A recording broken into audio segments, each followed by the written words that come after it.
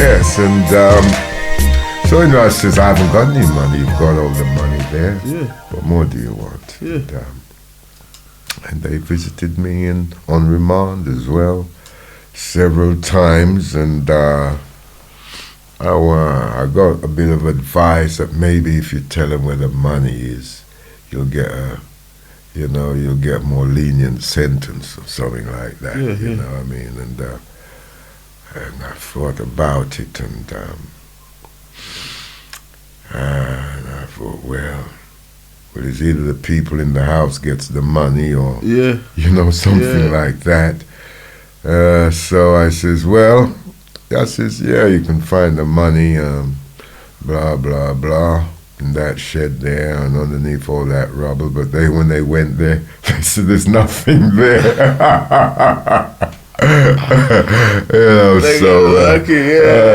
I said, so the people in the house got the money. I felt good about that at the time, because they didn't grasp me up actually. Exactly. So, So I thought, well, good luck to them. Good luck to them. Yeah. So it got brought to them. And Willie's mother, she hired a champion QC, to come and represent him in Old Street magistrates, and I just had some legal aid guy, through the police, you know what I mean, probably working for the police, and all the rest of it. But when Willie's guy started talking, it's like the magistrates were like buttering his hands, He says, yes, we'll give him bail. And so because they gave him bail, they gave me bail. Yeah, they had to, innit? Yeah. Mm-hmm. And then did you go? You didn't go to jail for that one? Well, for that one, yes. Eventually, I went to court. We went to the Old Bailey. My first offense, I went to the Old Bailey. A second offense, went to the Old Bailey again. And on this occasion, I told my girlfriend, "Look, listen, me and you are done because I know I'm going to get sent to prison, and you're no good. You're unfaithful. You never visited me in prison when I was on the, before, already been messing around with all these different guys on the streets." And I says, nah, I'm not going to go for all that. And the guys are taking the piss out of me here in prison, saying, why, because I'm Vander, they call me these girls, taking some 12-inch, I say, listen, better, shut up, you get 12-inch of my hand in your fucking mouth,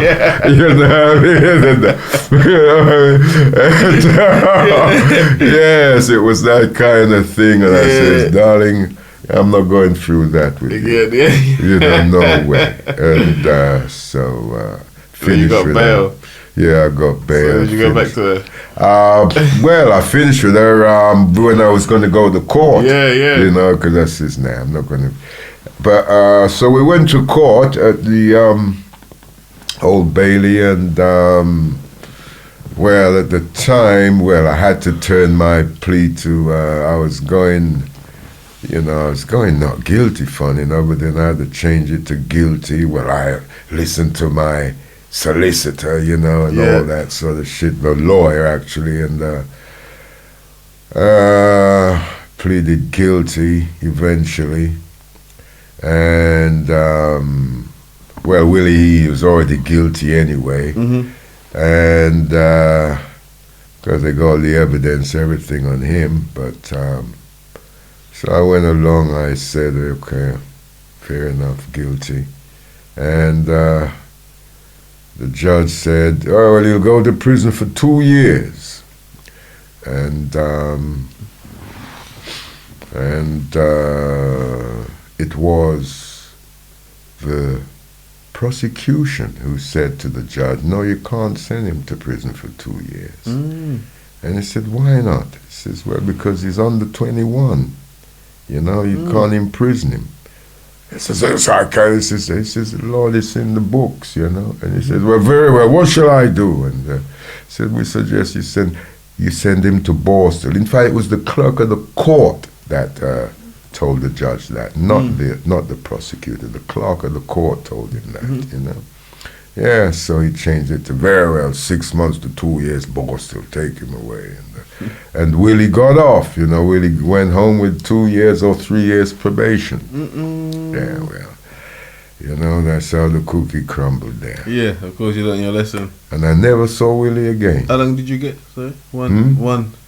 No, let's call it at the time Borstal, which he had to do 6 months to 2 years in Borstal. Was that like, is it like jail or is it not?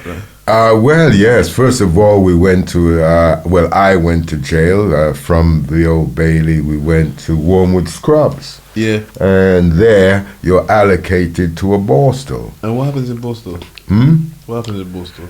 Well, you've got open and closed Borstal. So you like youth prison? Yes, and when I was assessed, they says, well, you're very bright. You've gone to your school records and all this and that. So we're going to send you to a Borstal for bright criminals or whatever, or juvenile delinquents, whatever. Yeah. And which was Morton Hall. Is either that or Gainsborough Borstal. And so they allocated me to Morton, and it was an open Borstal. I thought, well, that's nice. You know, you can escape and all that if you want to, and then blah, blah, blah. So that's where I went, you know, and actually on the way to the Borstal, on the motorway up in Lincolnshire it was, the screws were saying, oh, the last guy who escaped, who ran off, you know, they found him a week later in the woods, you know. He was just going round and round in circles. You know, it was bloody winter as well, you know. I said, my gosh, man, imagine a week out there. You know what I mean? You must have been glad to see them. Yeah. Right into the take me in, I'm sorry. You know what I mean? Yeah, and so I just decided, you know what, I'm not going to run away. I'm just going to get out of here as fast as I can. Yeah. So I can get out in 6 months, or I'm going to give it a go. Yeah, definitely. You know, I was the best sportsman in the Borstal. I broke the weightlifting record. I was, you know, top in rugby, football. I was top in there. In athletics, all-round sportsman kind of thing, you know what I mean? I'm not saying I came first in everything, but I excelled in everything. Yeah. In cricket, the whole lot, and you know, I was made like leader of the sports section in our house. Wow. You know? Yeah, definitely. And so on, and they say scrub the floor. I scrub the floors. You know, when you first come in, you got to scrub floors and all. And I'd scrub those floors and, you know, shining whatever needed done and blah, blah, blah. You know, because you start off with you started off with a blue tie, you know what I mean? Like you just come in and then, you know, as you progress, you get a red one, you know what I mean? And then from a red one, you get the green one for discharge, you know what I'm saying?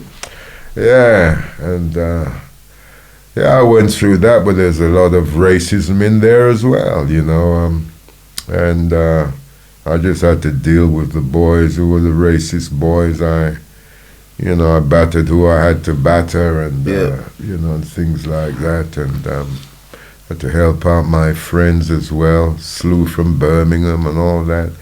He later became the chef of Steel Pulse's band. He was their chef, but he didn't know he was heading that way. Yeah. But it's all through being a chef in the kitchen. You know, he worked in the kitchen in Borstal, and so which held him in good stead. And well, I just I bullied the bully boys in Borstal, and I had a little friend called Bacon, a white boy, you know. Yeah. And he was always scruffy. Mm-hmm. And very untidy, because in Borstal your shoes had to shine, and you know, and your cell had to be clean and tidy, and you had to fold your bedclothes in a certain manner. Okay, almost like boot camp. Neatly, and Bacon, he was always horrendous, so he just couldn't get out the place, because you know what I mean, no matter how hard he worked, because he was so scruffy and dirty, he just couldn't make any progress. It looked like he was going to do the full 2 years, you know. And And they didn't like him because he used to go, rasclat, and, click his hand and all that, and, these little Jamaican slangs and things, and the racists, they hated him. Yeah. And there were certain prison officers, and they hated him. But I defended him from them, and from the Boston boys anyway. And one day, the prison officer said to me, "Oh, Vander, we're going to send you to the Lincoln Horse Show, which is, they still run it every year. I mean, I remember seeing it when I was a child at home, the horse show. And I used to see these boys running to the field every time the horse knocked something down, the fence down. Yeah. And I didn't realize these were Borstal boys that were doing that. And so now, here I was doing the same thing at the Lincoln Horse Show, Lincolnshire Horse Show, running into the field and propping back up the props, the fences that the horses had knocked down. And Bacon was there. They said, "You're going with Bacon." So thank you very much. Report to that gaffer over there at that ring there. Thank you very much. And I don't know, it was maybe the third day or so, the gaffer told us it looked like it was going to rain, and nothing had started yet. And the gaffer said, "Well, just sit in his car and keep dry." And so thank you. So we both sat in the back seat, and next thing you knew, I saw the prison officer looking like that. So I got out the car and said, "Oh, Mr. Stewart, we're over here," and Bacon got out there, and he ran up to us and he says, "You're done for trying to escape." I said, "How do you mean? How could I be calling you? You know what I mean? And if I'm escaping, why would I call you? You know what I mean? Yeah, you try to drive that car to us." I says, "I don't even drive," which was true, actually. I wasn't driving at the time. I couldn't even drive at the time. I didn't learn to drive till I think I was about, after Borstal, but certainly not before.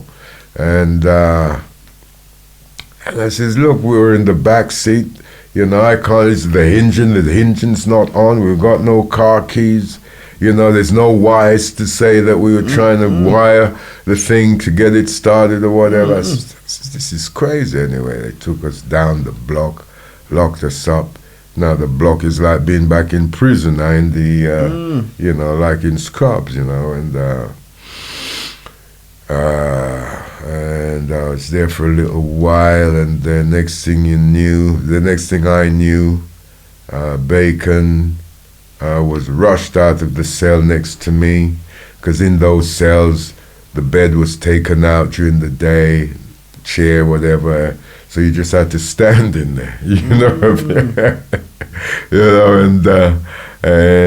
anyway, all the commotion, Bacon was rushed out the cell.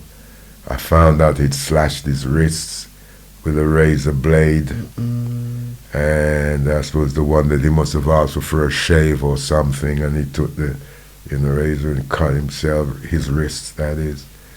And anyway, I was quickly brought to see the governor.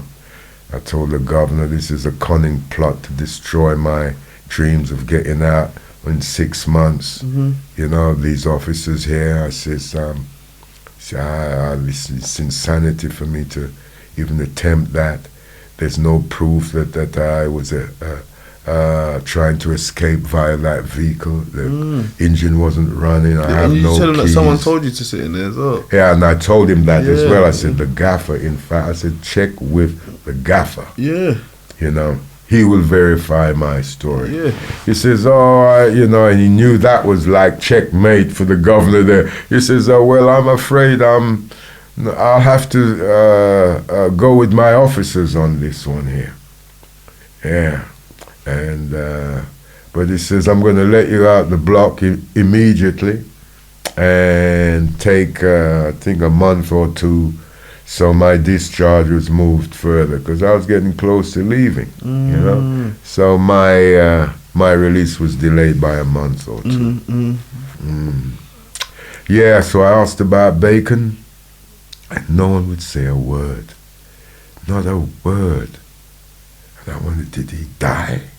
Up to this day, that thought, it used to haunt me, not anymore. You never found out what happened to him? Never found out what, never saw or heard of Bacon again. And being he loved black people, and there were some terrible racists in there. I wondered, did they just finish him off in the woods, or did they just leave him in the woods to die bleeding? And never took him to the hospital. Never seen nor heard of him again. Obviously, the science wasn't any good, because had he survived, they would have said, well, yes, he's gone back to London or something, to be reallocated to somewhere else. Yeah, of course. Yeah, so I thought the worst for him. Yeah, that was sad. Sad, definitely, very sad. Just a little guy like that. Yeah, wow. And when you got out? Yes, when I got out, I ended up going to Brighton Road and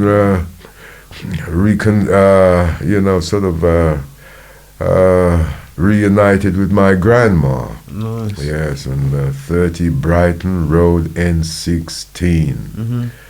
And I started growing locks then. She wanted me to, go to the barbers and, get the trim. And I said, no, I'm not doing it. And I lived there with her for a while. And I joined up with, my elder called Sir Frey, big sound system man and big ganja man, And there was other boys who always, were in his company helping him out and things like that. And, had a house. It was a squat, basically, what I'm saying, and sound system and everybody. Some people lived in there. And so I used to just hang out there every day. When did you start with obviously, I know, apart from weed, when did you start the other drugs? Well, the harder stuff sort of came in around about 30 years of age, around about that time. Okay, so he's quite late, really. Yeah.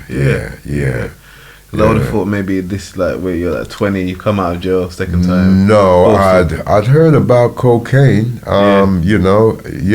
because after the Borstal, I ended up doing 2 year, 9 months in Maidstone prison as well. What, concurrently? Concurrently? No, that was a separate incident. So you come out of Borstal, you're in Brighton Road. And what did you start eventually I moved to Graham Road with my girlfriend Suzanne, and basically I went out one day to steal some money from a bank, and I was hiding out in a derelict building after the chase. I managed to, anyway, got into this derelict building, and however, there was some member of the public who saw saw me and pointed the police to where I was, and that's how I got arrested for that. How long after you got out was that?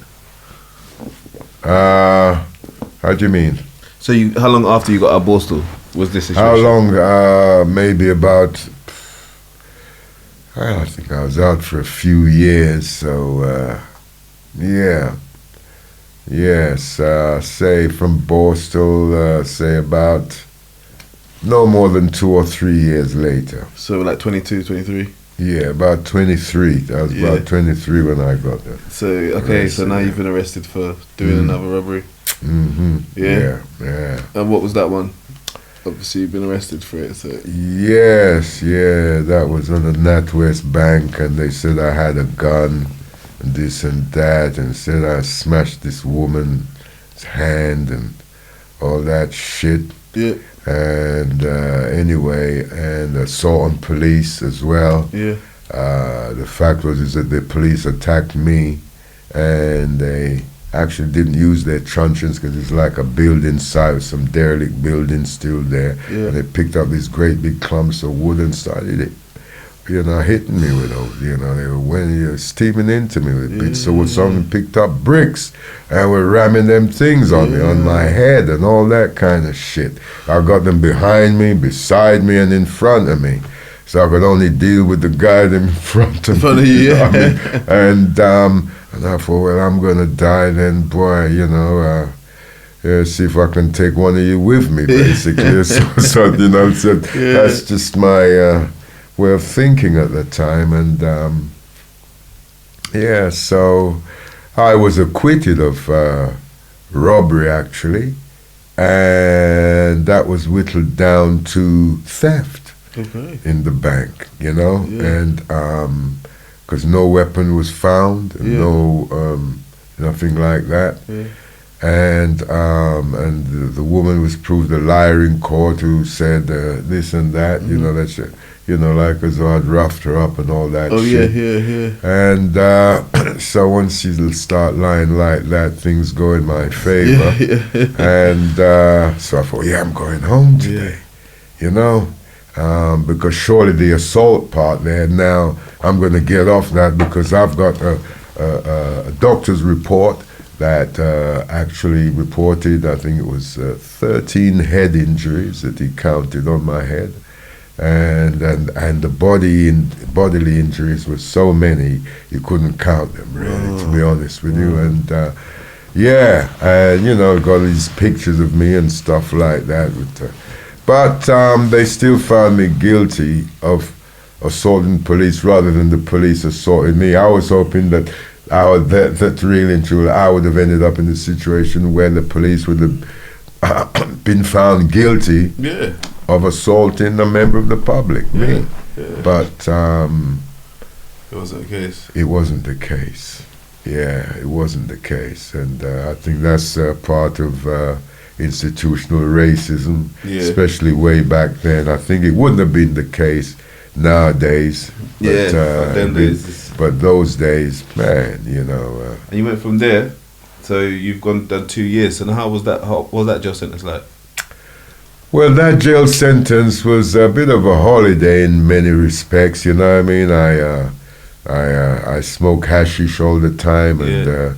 Every day, and occasionally had a bit of ganja as well, and went to the gym every day and done yoga. But I did get depressed at one point, and I spoke to a guy.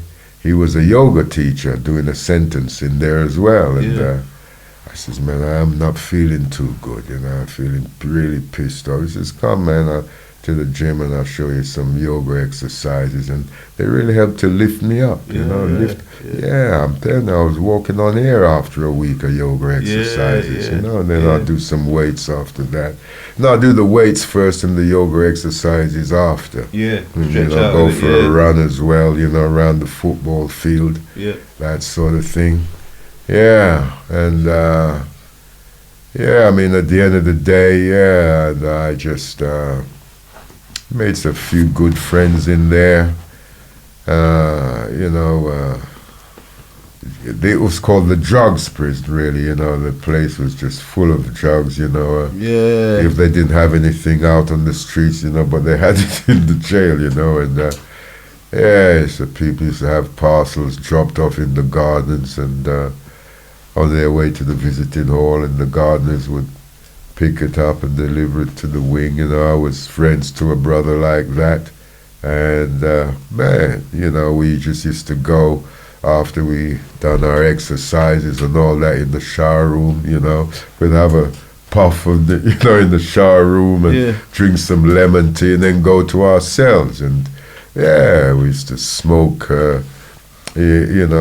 cannabis when we saw a movie every month. Which used to be the visiting hall as well. And drank lemon tea, freshly squeezed lemon in there, and black tea. And the prison officers, they didn't really pay no mind as long as you didn't blow the smoke in their face. Yeah, of course.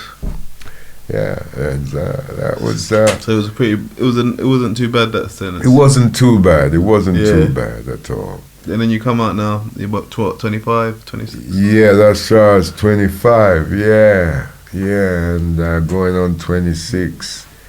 Yes, came out, and I just sort of had a bit of a spiritual awakening, and I said, well, actually, I said to God, if He got me parole, that I'd disown dishonesty and violence, which I attempted to do to the best of my ability. Didn't quite work that way. I had a few relapses on that, stole a bit here, defrauded a little bit there, and, and all that sort of thing. But at the end of the day, what happened was quite simply, I got to a point where, in fact, my flat was burgled in Battersea, because I was moving around a bit. I lived in Sudbury Hill when I came out first. Then I moved to Wandsworth, and from Wandsworth I moved to Chelsea, and and so, and then from Chelsea I moved to Battersea, and it was at Battersea I suffered a burglary. And that burglary in the Battersea flat, which I hadn't even slept in there for one night yet, I found myself one day, when I got the flat, I just moved my belongings in there and went away for the weekend, came back sort of 4 days later or something like that, and everything was gone. Everything. Socks, cutlery, underpants. I said, this isn't a burglary, this is a hate-bury. You know what I'm saying? And my beloved Bang & Olufsen sound system was gone. I said, oh gosh, man, I love it. The biggest and best Bang & Olufsen they had at the time in the shop, I had one of them, man. The ones that you could do like that and then it opened? No, I didn't have that. No, they didn't have remote control then. By then, it was they didn't have remote control then. It was still just sort of manual thing. You know what I'm saying? Yeah. But man, that Needleman arm looked like Concorde, man. I remember then, it was beautiful. And the sound that came out of those boxes was just incredible. And but I had a briefcase full of songs, which was priceless to me. Of course. Bang & Olufsen, well, okay, you lose it, you can get, but my briefcase of songs, that slaughtered me. So you found out who took it? I did find out who took it, and I went on the prowl for him. And with another brother who I knew from Maidstone Prison as well.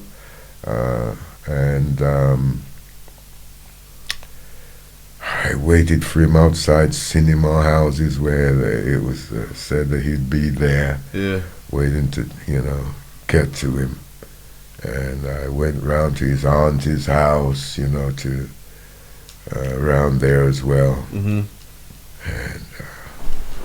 eventually, I were driving around, and Michael said, there he is. I says, yeah? Where? Okay. And I jumped out the car, and really I had murder on my mind, to be honest with you. To be honest with you, I had planned to torture that guy first, and it was all meticulous, really. Hit my head, we're going to broke him up, say, oh, come thief all my things. It will make you feel some pain now, and broke him up, and basically afterwards go and dump him in the river. That was really that was my intention, brother, and I really intended to carry it out. Of course. And if I didn't do that, then I intended to kill him on the spot. It depends which emotion took me over. Or I went along with, And so what happened when you jumped out? Well, I was approaching him, I was getting closer, and police, But it's like, I said, no, I didn't hear that. And I kept going, police! And then suddenly, it's like I woke up out of, I said, bloody hell, I saw police off in the distance, you know what I'm saying? Yeah. And I thought, shit, and they're coming towards us as well. So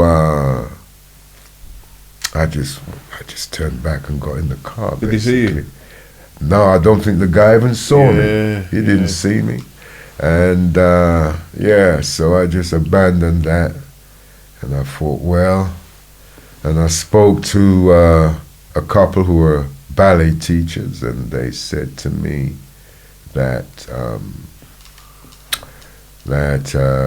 according to my story, they're grateful for the truth I told them about my life. And they said, well, this is a cleansing process. You know, you've been a criminal, you've done all these things. Yeah. This is an opportunity to start afresh all over again. And I thought, yes, that's real good. I like that. Because I'd sworn to abstain from dishonesty and violence. Yeah. And here I was being roped right back into it. Even worse. And so I took it on board and went and bought some ganja. I went into the ganja business. My lawyer said, well, ganja, it may be illegal, but it's not dishonest. So I said, okay, that's good enough for me. Yeah. See? And so what was that like for a little while? Well, ganja is a beautiful business, the best business in the world. I loved it, every moment of it. I felt like I felt I was doing a public service, actually, you know what I'm saying? I can't let these people down. They need their ganja. They need the best ganja to smoke. The best ganja, you know, exactly, not just any ganja. You know what I'm saying? I felt really, I was so happy, I was so proud. Was this the Sticksman's kind of thing? Well, it started off with sticks, you know, you'd wrap up the sticks, you know, some pound draws and all that, you know. So if that costs you £20, that means to say you wrap up at least 40 out of it, you know what I mean? And sell it as fast as you can, you know what I mean? You can reload 2 or 3 times for the day. Man, you're doing great, man.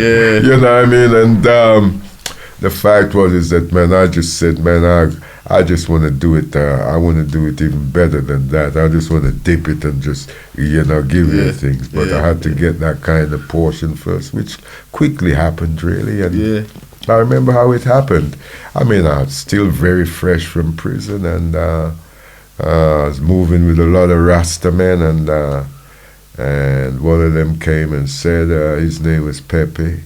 God bless his soul. He came and said, oh, gosh, they know a farmer out in Essex, you know, with tons of weed, you know what I mean, and in the barn, and, you know, so let's just round up the money, you know, everybody just throw their money into the pot. And so I says, boys, I says, man, I only got just about 100 and odd pounds, and that's all I got on me, you know. I said, don't worry, you know, just throw it in the pot.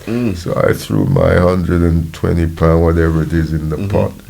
And these guys threw in there 10 grand and 20 grand and 5 grand and 3 grand and whatever. And then he went off with whoever to buy the ganja. And I remember when he came back, I got, you know, I said, my gosh, I made a profit instantly. You know what I'm saying? Because now, instead of just buying a couple ounces, I had half a weight, you know what I mean? 8 ounces. You know what I'm saying? And from that moment, I used to, when I sold, I didn't bother wrap things up again. I just you know what I mean? Give a man a draw like that. You know what I mean? Then figure it out. And built it up from there. And, just rose up the ranks rapidly, really. After that. So that was quite peaceful. You're kind of living in a lifestyle, music, ganja, yes, and also there was a lot of Bible reading and and smoking and going around visiting each other's houses and big cook up for the day, you know what I mean? And when did you have your first child?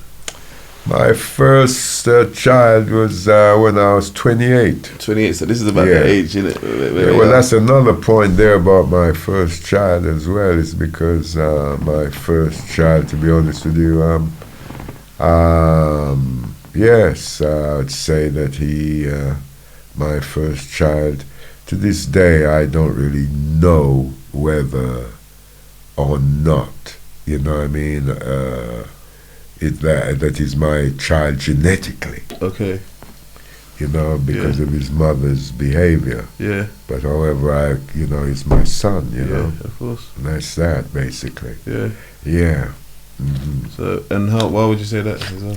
Why would I say that? Because it's very important, because there's a lot of people, a lot of men out there, like I found out the other day, this brother, he had 2 daughters or 3 daughters with this woman in marriage, and after 20 odd years he found out that none of them were his. Yeah, I've seen cases like And he told her to, and he had to, although she begged him to stay, he said no, it's over, you know. Yeah. But and also the reason why I brought it up as well, because I feel that dishonesty that's played on the part of the woman, I think that it also there's an effect, a psychological, a spiritual malady, and a mental malady that goes with that deception. Definitely. They think that they've got away with it, but actually the child is out of sync. They're not with their real dad. 100%. You understand? 100%. And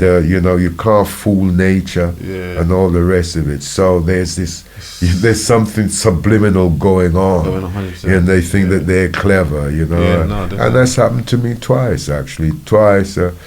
You know, but God bless him, I love him, you know what I'm saying? Yeah. So if he ever hears this, this podcast. I'm sure you had the conversation. You know? Yeah. Have you had the conversation with him? No, I haven't, as a matter of fact. Yeah. No, I haven't. I haven't. Yeah. I haven't. You know, but I just believe in the truth, and like the truth is said to come out with, so I just come out with it, you know, because hopefully it will help some people listening to this podcast. No, definitely, that's what it's about. You know, we have to behave ourselves. All these days of fornication and all that, it's just brought pain on the youths and distress and one-parent families. And all these guys sleeping around with different women and bragging and boasting about it, and they can't maintain none of them. Even buy them a packet of crisps, and they're wearing Gucci belts and Gucci trainers and driving Porsche or whatever and all that shit.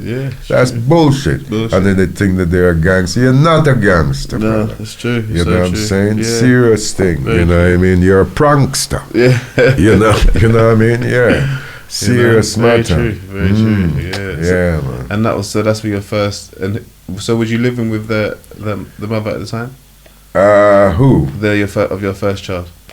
No, she left me when she was 6 months pregnant, and that's another reason why I thought, well, you know, maybe she's not really my, you know what I mean? She's leaving me at 6 months, and you know, and I offered to buy a house at the time as well. Wow. You know, I was going to get a house, but she left at 6 months pregnant. Wow. And I said, well, darling, I won't be chasing after you. Yeah, of course. I'm not going to be looking around for you. And funny enough, it's the same woman who basically somehow I ended up back with that woman who gave me a lot of grief, who wouldn't visit me in prison and all that. I met her all these years later. Wow. Again. And, you know, I thought, well, maybe she's grown up now, got more this and that and blah, blah, blah. But apparently she was, she hadn't changed. She hasn't changed. She hadn't changed at all. Did you have kids with her as well? That's what I'm saying. That's the one that... Oh, that is the same one? That's the same one. Oh, okay. I thought you meant after her. Yeah. Getting back with the one from before. No, yeah. She hadn't changed one bit. She left me at 6 months pregnant. So this is in those days, mothers can easily get a flat, you know. The government advertised that very, very ruthlessly around the place. You can get a flat. So no doubt she easily got a place, and so on, and blah, blah, blah.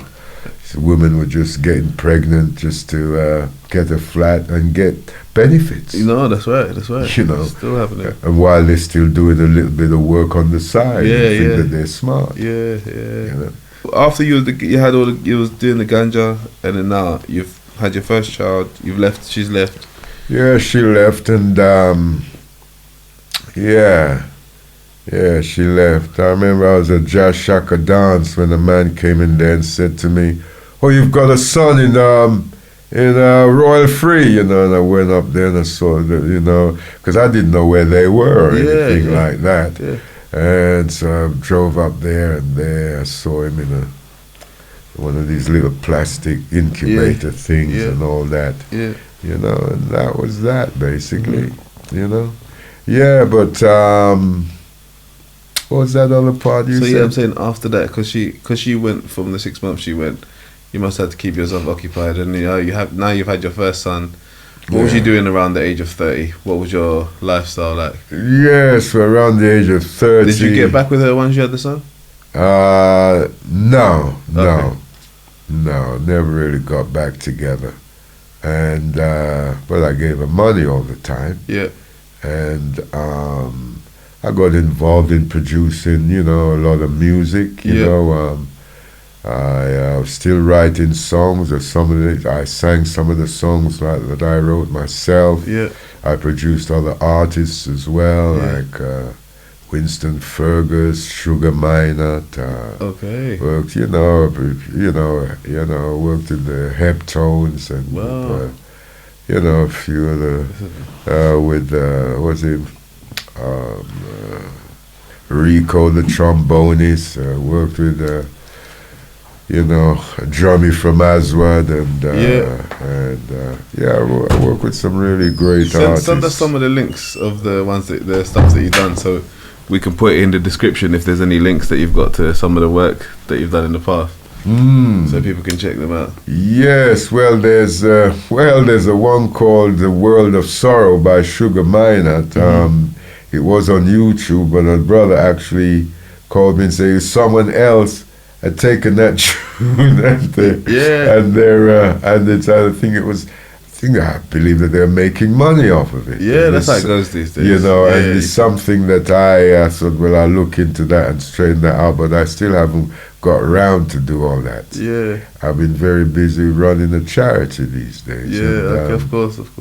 Taking on very time consuming. Yeah, definitely. I can imagine. Yeah, but that's something I definitely have to take on. But also there was a lot of tracks that we did, like Visions and Oja and Kind Man and what was your main role in production as well? Well, I was a producer and also singer. Yeah, do you play any instruments as well? No. Just a bit of a percussionist. Yeah.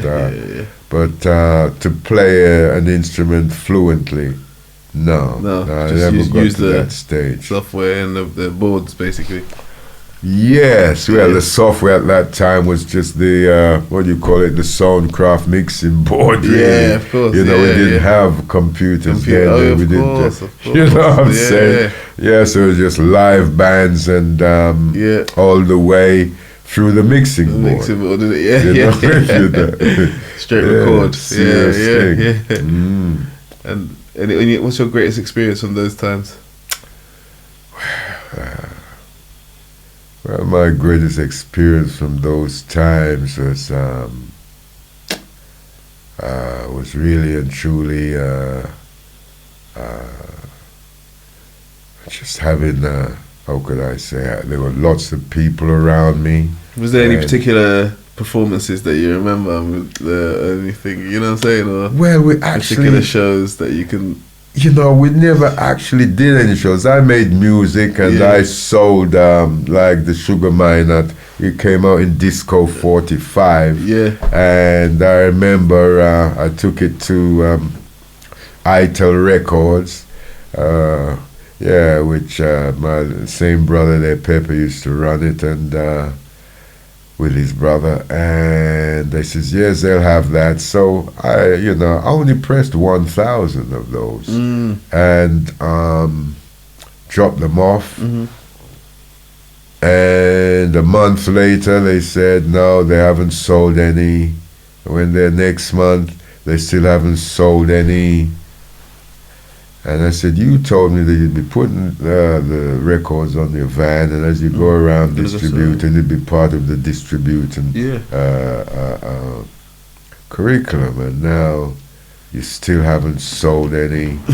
I said, give me, I'll take them. So I took them all, and I sold a lot in less than a month, actually, from my house. Just through people who came coming, passing through. Yeah. That's good. See what I'm saying? Yeah, I didn't go and press it. I could have done. I could have sold 10,000, whatever, or 20,000. But so in that period, what were the influences to get you onto the harder stuff? Yes, what influenced me to get onto the harder stuff, something which I swore I'd never get onto, is how did this happen? How it happened was quite simply this. I was in certain company, and was it music based? Well, no, they weren't music based at the time. They weren't music based. I was music based, but they wasn't. But they were in the ganja business too, and so on. And of course, they knew a lot of musicians and so on, like I did. But was this the late 70s, early 80s? This was like we're talking about in the late 70s. Yeah. So I just congregate around their flat every now and again, and they'd be snorting Charlie and all that. And I said, no, I'm not, I don't want to partake in this and blah, blah, blah.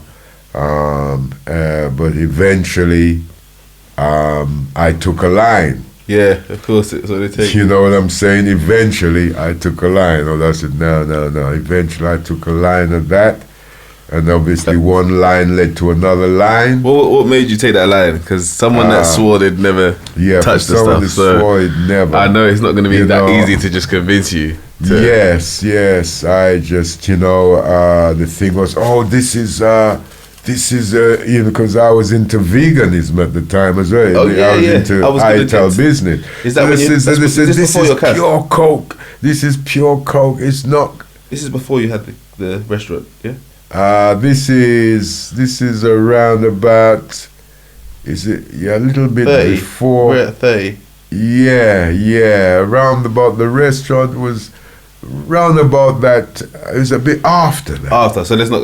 I'm just making sure we didn't go past it. Yeah. So all right. So carry on. Yeah, and the argument was, this is Was it new at the time? Was it a new? It was a new thing. It was a new thing. Although we heard about it, you read about it in the papers, the champagne drug of the stars, and all the rest of it, but now it was in our circles. You thought you'd only find that sort of thing up in Chelsea and Knightsbridge and Mayfair and Belgravia and St. John's Wood and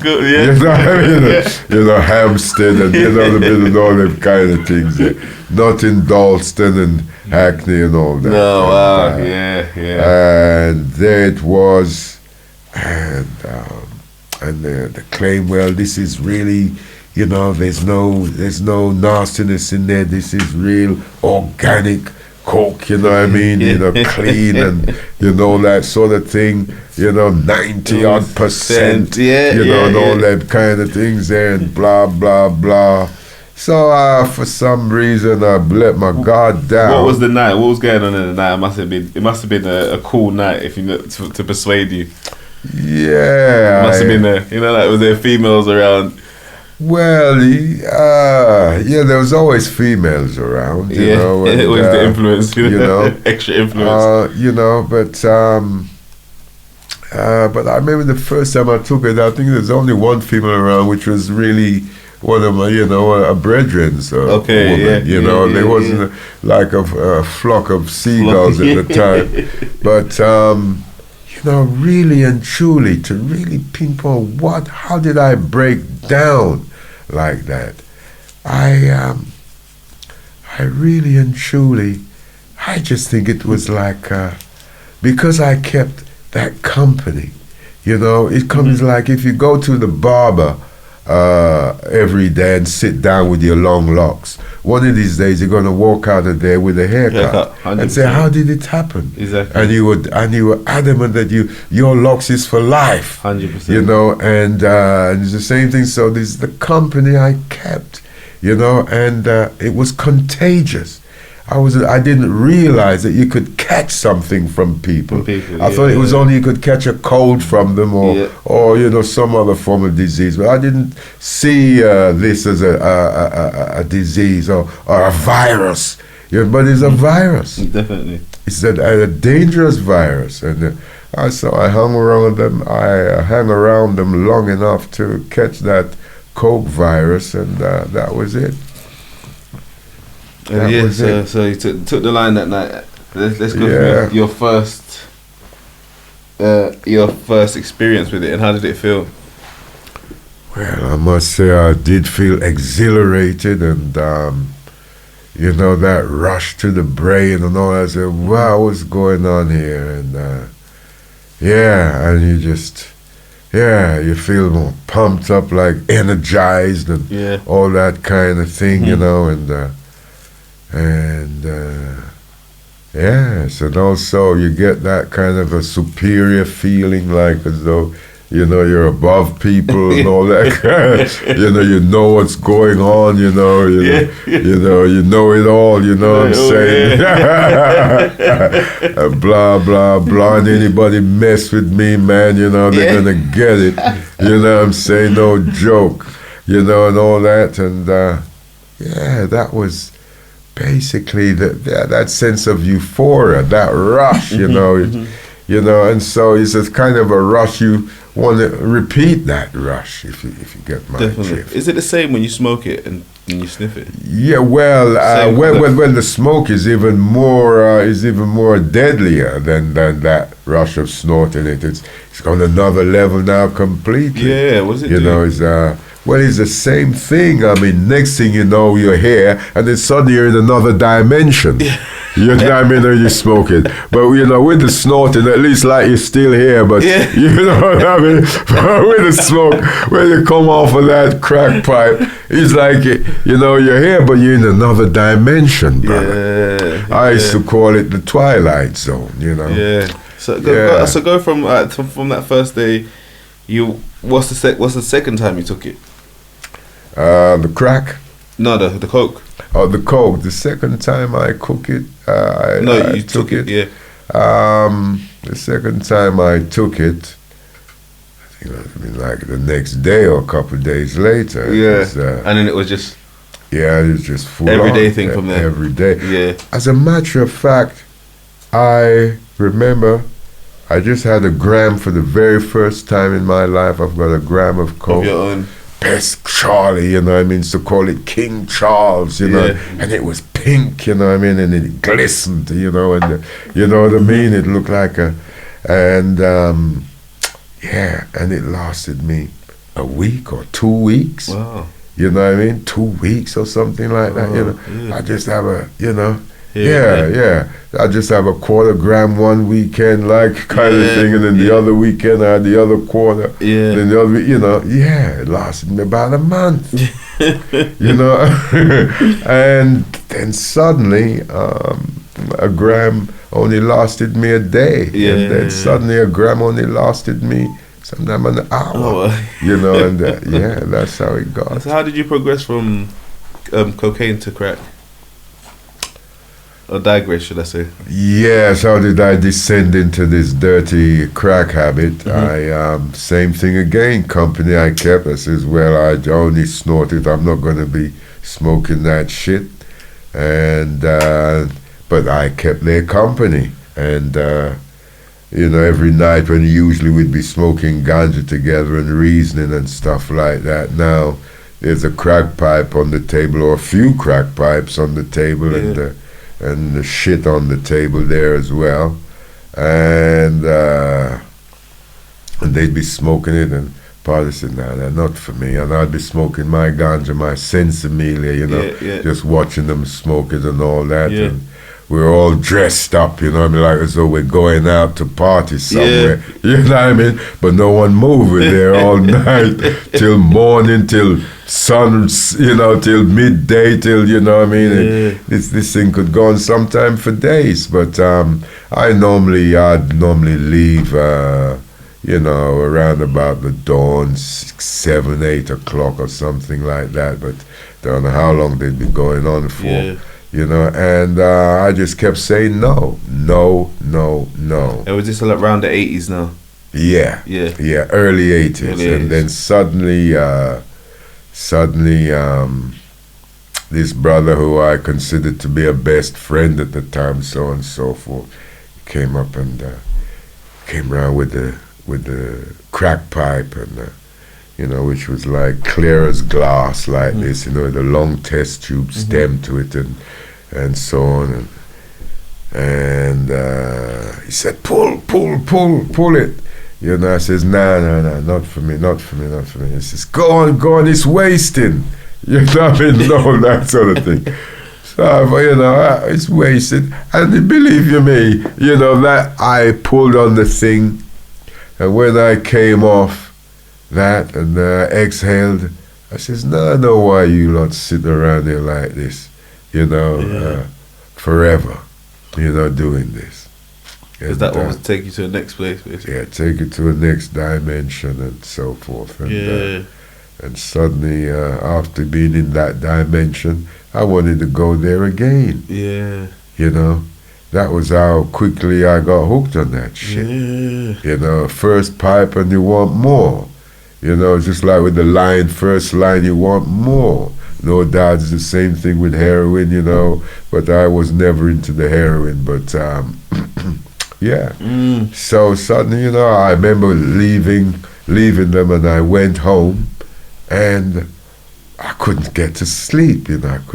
All I could see was this glass pipe, you know what I mean, and with the bowl there full of creamy smoke in my head. I said, man, I need to, you know, I shouldn't have left. Let me go back and you know, go smoke some more. You know, so just wait till tonight. And man, tonight couldn't seem to come quick enough. And that's how it started, brother. And you were just there with them. Until I started smoking at my place now, and all the rest of it, and I'd be in there for days, brother.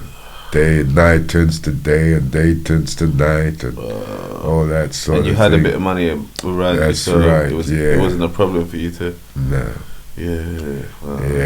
And I remember one lady did say to me, Vander, do you realize this is like throwing money into the fireplace, you know?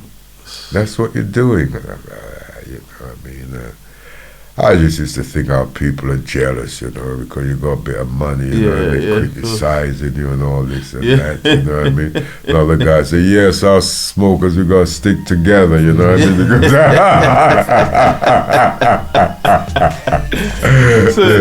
So this is now you're about 35.